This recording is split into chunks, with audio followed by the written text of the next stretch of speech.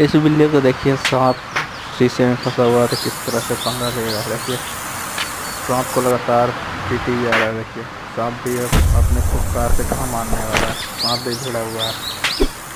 सांप देखिए किस तरह से फुफकार मार रहा है। और कैट देखिए तमाचे पे तमाचे मारे जा रहा है, जैसे फाइट लड़ रहा हो। क्या कराना जाओगे, सांप और बिलाई की लड़ाई। सांप शीशे में फंसा हुआ है तो बिल्ला लड़ाई कर रहा है बिल्ली से। बिल्ला है बहुत तेज है, उसको सांप को पंजा मारी जा रहा है, मारी जा रहा है। बिल्ले का नज़र बहुत तेज होता है और हर जानवर से लड़ सकता है। वीडियो अच्छा लगा तो लाइक कमेंट और सब्सक्राइब फॉलो कर दो।